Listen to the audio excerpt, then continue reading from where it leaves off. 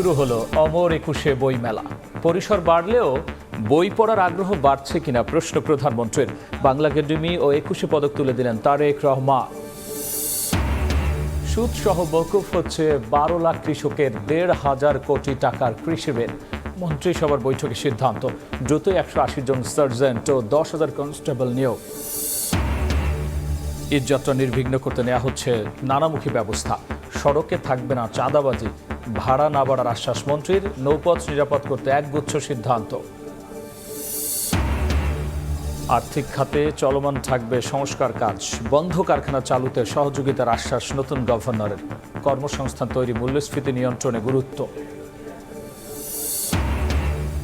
এবং দুর্নীতির মামলায় টিউলিপকে গ্রেফতার, রেড নোটিশ জারির নির্দেশ। জামিন পেলেন সাবেক মেয়র আইভি ও কক্সবাজারের বদি। প্রসিকিউশনের দ্বন্দ্ব, বিচারে বাধা হবে না।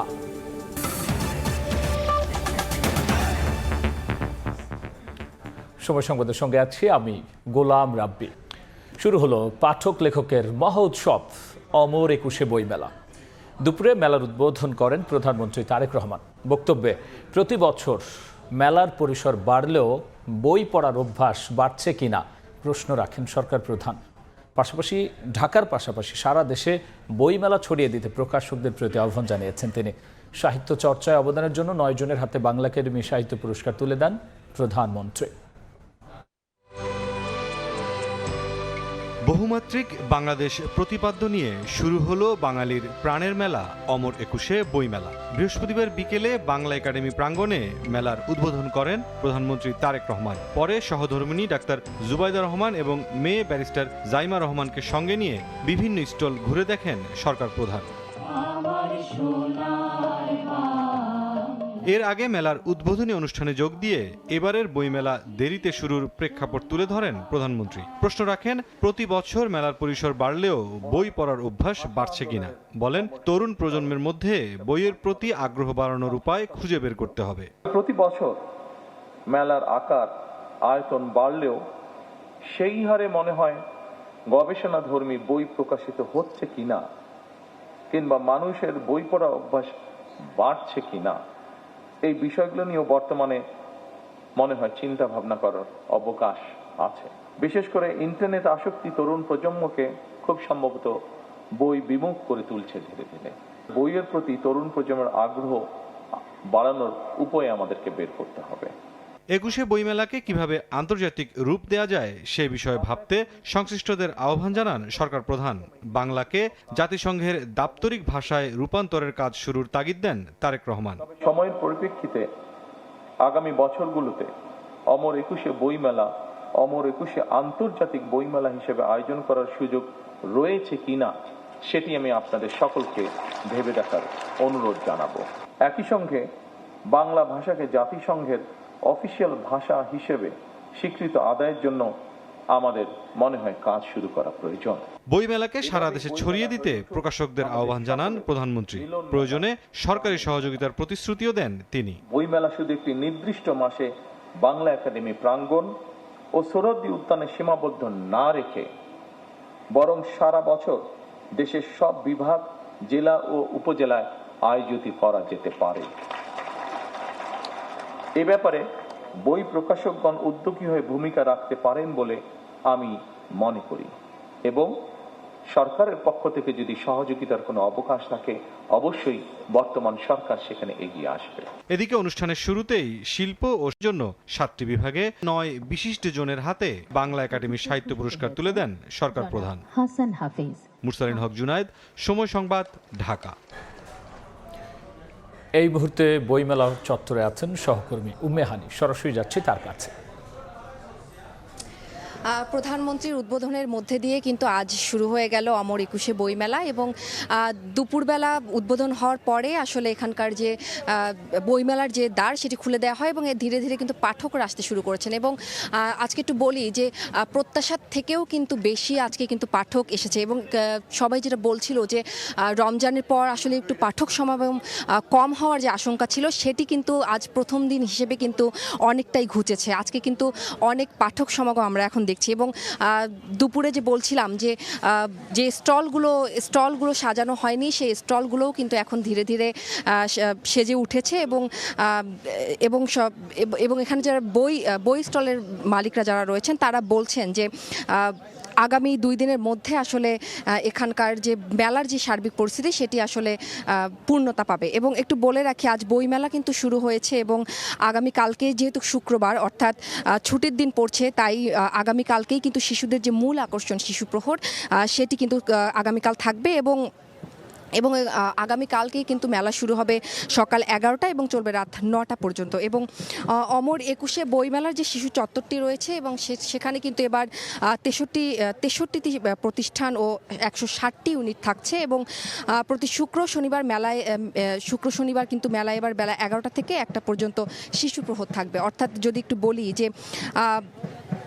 প্রতিদিন আসলে বইমেলা ছুটির দিনগুলো বাদে বইমেলা আসলে 2টা থেকে শুরু হবে এবং রাত 9টা পর্যন্ত চলবে। যদিও এখানে বলা হয়েছে, বাংলা একাডেমি থেকে বলা হয়েছে যে 8টার পর থেকে আসলে কোনো দর্শনার্থীরা এখানে ঢুকতে পারবেন না। এবং এখন যদি একটু বইমেলার সার্বিক পরিস্থিতি যদি দেখাই, পাঠক সমাবেশ ঘটছে এবং সব স্টলগুলো সেজে উঠেছে এবং আরও ধীরে ধীরে পাঠক সমাগম বাড়বে এমনটাই আশা করছেন এখানকার সবাই। এই ছিল আমার কাছে অমর একুশে বইমেলা থেকে সর্বশেষ। বইমেলা সবশেষ নিয়ে আমরা সরাসরি ছিলাম মেলা প্রাঙ্গণে। শিক্ষা গবেষণায় রাজনীতিকীকরণ সভ্য সমাজে চলতে পারে না উল্লেখ করে প্রধানমন্ত্রী তারেক রহমান বলেছেন, শিক্ষা ও বিজ্ঞান প্রযুক্তির মাধ্যমে দেশকে এগিয়ে নিতে কাজ করবে বর্তমান সরকার। 21 পদক তুলে দিয়ে কথা বলেছেন প্রধানমন্ত্রী। বলেছেন, উদার ও গণতান্ত্রিক রাষ্ট্র গঠনে বিজ্ঞজনদের দিক নির্দেশনা প্রয়োজন। এবার 21 পদক প্রদান অনুষ্ঠানে যোগ দিতে সচিবালয় থেকে হেঁটে ওসমানী স্মৃতি মিলনায়তনে গেলেন সরকার প্রধান।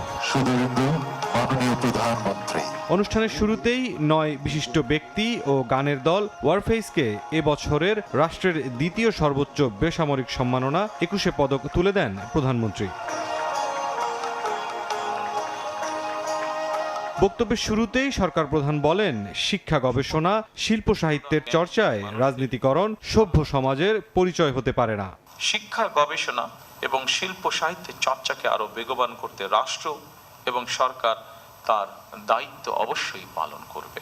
আমি বিশ্বাস করি, শিক্ষা গবেষণা এবং শিল্প সাহিত্য চর্চাকে রাজনীতিকরণ করা কখনোই সভ্য সমাজের পরিচয়ক নয়।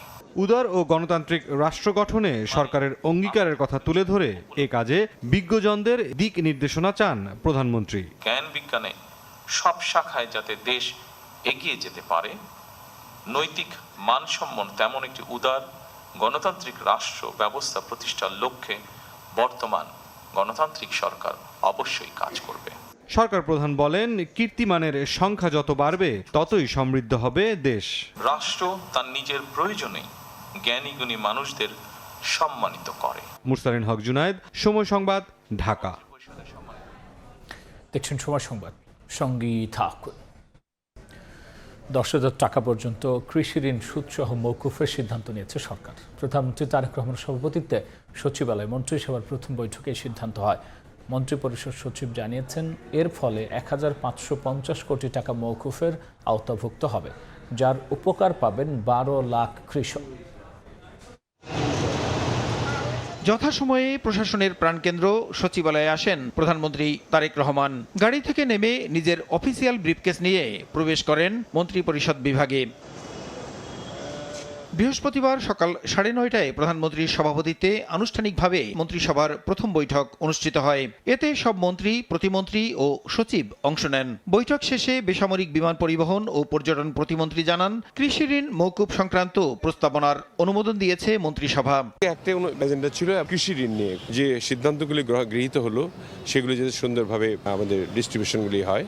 মন্ত্রিসভার বৈঠক শেষে সচিবালয় থেকে হেঁটে ওসমানী স্মৃতি মিলনায়তনে যান প্রধানমন্ত্রী। 21 পদক প্রদান শেষে দুপুরে কন্যা জাইমা রহমানকে সঙ্গে নিয়ে ফেরেন সচিবালয়ে। এদিন বিকেলে মন্ত্রিপরিষদ সচিব নাসিমুল গনি ব্রিফিংয়ে জানান, শস্য, ফসল, মৎস্য ও পশুপালন খাতে 10,000 টাকা পর্যন্ত কৃষি ঋণ সুদসহ মৌকুফের সিদ্ধান্ত নিয়েছে সরকার। এর ফলে 1,550 কোটি টাকা মৌকুফের আওতাভুক্ত হবে। আর এতে প্রায় 12 লাখ কৃষক নানাভাবে উপকৃত হবেন। সরকার তার নির্বাচনী ইশতেহার অনুযায়ী শস্য, ফসল, মৎস্য ও পশুপালন খাতে 10,000 টাকা পর্যন্ত কৃষি ঋণ সুদ সহ মৌকুফের সিদ্ধান্ত গ্রহণ করেছে। এর মূল লক্ষ্য হল দরিদ্র কৃষকদের সামাজিক নিরাপত্তা নিশ্চিত করা। সরকারি, বাণিজ্যিক ও বিশেষায়িত ব্যাংক সমূহ এবং বেসরকারি বাণিজ্যিক ব্যাংক সমূহে 25 ফেব্রুয়ারি 2026 পর্যন্ত সুদ সহ কৃষকদের নিকট পাওনা রয়েছে প্রায় 1,550 কোটি টাকা, যা এই মৌকুফের আওতাভুক্ত হবে। এতে আনুমানিক 12 লক্ষ কৃষক, একদম সবচেয়ে যারা দরিদ্র কৃষক, তারা উপকৃত হবেন। এর আগে বিএনপি সরকারের 1991-96 শাসনামলে কৃষকদের 5,000 টাকা পর্যন্ত কৃষি ঋণ সুদসহ মৌকুফ করা হয়েছিল বলেও জানান মন্ত্রিপরিষদ সচিব। প্রক্রিয়ার মাধ্যমে প্রসূন আশিস, সময় সংবাদ, ঢাকা। দ্রুতই 180 জন সার্জেন্ট ও 10,000 কনস্টেবল নিয়োগ দেওয়া হবে বলে জানিয়েছেন স্বরাষ্ট্রমন্ত্রী সালাউদ্দিন আহমদ। পুলিশের অ্যাসোসিয়েশনের দাবি মেনে পোশাক পরিবর্তনের সিদ্ধান্ত নেওয়া হলে তা জানানো হবে বলেও জানিয়েছেন স্বরাষ্ট্রমন্ত্রী। আজকে 180 জন পুলিশ সার্জন নিয়োগের জন্য আমরা ক্যামেরা পাচ্ছে না, সেগুলো আগের শূন্য পদ, সেটা খুব শিগগিরই নিয়োগ করা হবে যত পরীক্ষার মধ্য দিয়ে। এর বাইরে আরও আমরা জনবল বৃদ্ধির জন্য চেষ্টা করছি, যেগুলো আমরা অর্থ মন্ত্রণালয়ের ক্লিয়ারেন্স পেলে খুব শিগগিরই আমরা প্ল্যান করতেছি আরও 10,000 নতুন কনস্টেবল নিয়োগ করা হবে দ্রুততার সাথে। এর বাইরে সাব ইন্সপেক্টর এবং পাবলিক সার্ভিস কমিশনের মাধ্যমে এএসপি নিয়োগের আমরা উদ্যোগ নেব, সেটা পরে যথাসময়ে জানাবো। দেখছেন সময় সংবাদ। আর্থিক খাতে চলমান থাকবে সংস্কার কাজ। বন্ধ কারখানা চালুতে সহযোগিতার আশ্বাস দিয়েছেন নতুন গভর্নর। দায়িত্ব গ্রহণের প্রথম দিনে কর্মকর্তাদের সঙ্গে এক বৈঠকে এই কথা বলেছেন মুস্তাকুর রহমান। বৈঠকে কর্মসংস্থান তৈরি, মূল্যস্ফীতি, উচ্চ সুদহার নিয়ন্ত্রণ ও দফতরগুলোর সমন্বয়ে গভর্নর গুরুত্ব দিয়েছেন বলেও জানান কেন্দ্রীয় ব্যাংকের মুখপাত্র আরিফ হোসেন খান। বৃহস্পতিবার সকাল 10:40 বাংলাদেশ ব্যাংকে আসেন নতুন গভর্নর মুস্তাকুর রহমান। ব্যক্তিগত গাড়িতে কেন্দ্রীয় ব্যাংকে প্রবেশ করেন তিনি। তাকে স্বাগত জানান ডেপুটি গভর্নর ও গভর্নর কার্যালয়ের উচ্চপদস্থ কর্মকর্তারা। প্রথম কার্যদিবসে বাংলাদেশ ব্যাংকে প্রবেশের সময় সংক্ষিপ্ত অভিব্যক্তিতে নতুন গভর্নর জানান, দায়িত্ব পেয়েছেন, আগে কাজ শুরু করতে চান তিনি। কথা বলবো, কাজ করব, আগে কাজ করি, পরে কথা বলবো। পরে বাংলাদেশ ব্যাংকের ঊর্ধ্বতন কর্মকর্তাদের সঙ্গে বৈঠক করেন গভর্নর। বৈঠকে অর্থনীতিকে খাদের কিনারা থেকে তুলে নিয়ে আসতে সাবেক গভর্নরের সংস্কার কাজকে স্বাগত জানান। খাদের কিনারে পৌঁছে যাওয়া অর্থনীতিকে উনি ওখান থেকে বের করে একটা লো লেভেল হলেও একটা ইকুইলিব্রিয়াম মেনটেন করতে সক্ষম হয়েছে, এবং এই সক্ষমতার পাশাপাশি তো বিভিন্ন ধরনের সংস্কার কার্যক্রম অব্যাহত ছিল। উনি ওগুলি কন্টিনিউ করে যাবেন, এবং নতুন সরকারের তো কিছু পলিটিক্যাল এজেন্ডা থাকবে, তাদের একটা স্ট্র্যাটেজি থাকবে যে অর্থনীতিটাকে তারা কোথায় নিয়ে যেতে চায়। কর্মসংস্থান তৈরির, উচ্চ সুদের হার ও মূল্যস্ফীতি নিয়ন্ত্রণে গুরুত্ব দিয়ে বৈঠকে বন্ধ কারখানা চালুর বিষয়ে গুরুত্ব পেয়েছে বলেও জানান মুখপাত্র। বেশ কিছু কল কারখানা আমরা গত 1.5 বছরে বন্ধ হতে দেখেছি। এই পলিটিক্যাল আনস্টেবিলিটি সহ ডলার প্রাইসিং বিভিন্ন কারণে বন্ধ হয়ে গিয়েছে। ইকোনমিককে যদি বুস্ট আপ করতে হয় তবে এই কলকারখানাগুলোকে অবশ্যই চালু করতে হবে। এই ব্যাপারে বাংলাদেশ ব্যাংক উদ্যোগ গ্রহণ করবেন। ব্যবসায়িক সব ধরনের সংশ্লিষ্টতা থেকে সরে এসে মুস্তাকুর রহমান গভর্নরের দায়িত্ব নিয়েছেন বলে জানিয়েছে বাংলাদেশ ব্যাংক। সেলিয়া সুলতানা, সময় সংবাদ, ঢাকা। দেখছেন সময় সংবাদ। সাবেক ভূমিমন্ত্রী সাইফুজ্জামান চৌধুরীর যুক্তরাজ্যে 518টি ফ্ল্যাট ও জমি জব্দের আদেশ দিয়েছেন আদালত। এদিকে দুর্নীতির দায়ে সাজাপ্রাপ্ত ব্রিটিশ এমপি টিউলিপ সিদ্দিককে গ্রেফতারে ইন্টারপোলের মাধ্যমে রেড নোটিশ জারির আদেশও দিয়েছেন আদালত। দুদকের দাবি, বিদেশে বসে আলামত নষ্টের চেষ্টা করছেন টিউলিপ সিদ্দিক। দুদকের একের পর এক তদন্তে বেরিয়ে আসছে সাবেক ভূমিমন্ত্রী সাইফুজ্জামান চৌধুরীর সম্পদের পাহাড়। এর আগে 8 দেশে 330টি ফ্ল্যাটের পর এবার যুক্তরাজ্যে 512টি স্থাবর সম্পত্তির সন্ধান পেয়েছে দুদক। বৃহস্পতিবার ঢাকার সিনিয়র বিশেষ জজ আদালতে সাইফুজ্জামানের নামে যুক্তরাজ্যের 512টি ফ্ল্যাট ও জমি জব্দের আবেদন করে দুদক। আবেদনের পরিপ্রেক্ষিতে তা মঞ্জুর করেন আদালত। সাইফুজ্জামান চৌধুরী এবং তার স্বার্থ সংশ্লিষ্ট ব্যক্তি ও প্রতিষ্ঠানের ইংল্যান্ডে তার 500 শতাধিক বা 518টি বাড়ির কথা বলা হয়েছে, অভিযোগে উল্লেখ আছে সেই বাড়িগুলো ক্রোকের আদেশ দিয়েছেন। এদিকে শেখ হাসিনার ভাগ্নি টিউলিপ সিদ্দিককে দুর্নীতির মামলায় গ্রেফতারে ইন্টারপোলের মাধ্যমে রেড নোটিশ জারির ব্যবস্থার নির্দেশ দিয়েছেন আদালত। দুর্নীতি দমন কমিশনের আবেদনের প্রেক্ষিতে টিউলিপ সিদ্দিকের বিরুদ্ধে ইন্টারপোলের মাধ্যমে রেড নোটিশ জারির আদেশ দিয়েছেন বিজ্ঞ আদালত। এর আগে দুর্নীতির দায়ে 3 মামলায় টিউলিপকে মোট 6 বছরের কারাদণ্ড দেন দেশের আদালত। আসিফ মোহাম্মদ সিয়াম, সময় সংবাদ, ঢাকা। জুলাই অভ্যুত্থানের সময় 4টি হত্যা মামলা সহ 5 মামলায় নারায়ণগঞ্জ সিটি কর্পোরেশনের সাবেক মেয়র সেলিনা হায়াত আইভিকে জামিন দিয়েছেন হাইকোর্ট। একই দিন কক্সবাজারের উখিয়া টেকনাফ আসনের সাবেক এমপি আব্দুর রহমান বদিকেও জামিন দেওয়া হয়। বৈষম্য বিরোধী ছাত্র আন্দোলনের হত্যা মামলায় গত বছরের 9 মে সাবেক মেয়র আইভিকে শহরের পশ্চিম দেওভোগে তার নিজ বাড়ি থেকে গ্রেফতার করা হয়। পরে আরও 4টি মামলায় তাকে শোন অ্যারেস্ট দেখায় পুলিশ। এদিকে জুলাই আগস্টে হত্যাযজ্ঞের মামলায় কক্সবাজারের উখিয়া টেকনাফ আসনের সাবেক এমপি আব্দুর রহমান 2024 সালের 20 আগস্ট চট্টগ্রামের পাঁচলাইশ এলাকা থেকে গ্রেফতার করে র্যাব। বদি আওয়ামী লীগের প্রার্থী হিসেবে 9ম ও 10ম জাতীয় সংসদ নির্বাচনে কক্সবাজার 4 আসন থেকে সংসদ সদস্য নির্বাচিত হন।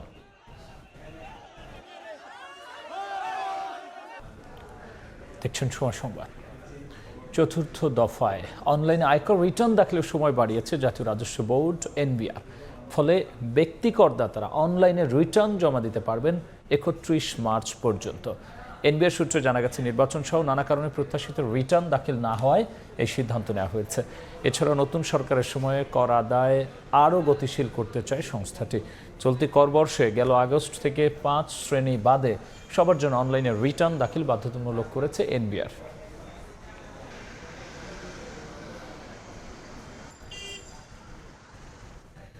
রফতানির বিপরীতে নগদ অর্থ সহায়তা বাবদ চলতি অর্থ বছরের তৃতীয় কিস্তির 1500 কোটি টাকা ছাড় করেছে অর্থ বিভাগ।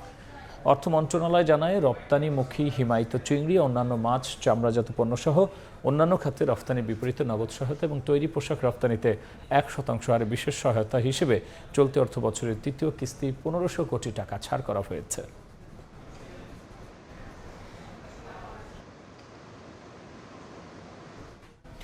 দেখছেন সময় সংবাদ। এবার যাচ্ছি মাগরিবের আজান ও ইফতারের বিরতিতে। সঙ্গে থাকুন সময়।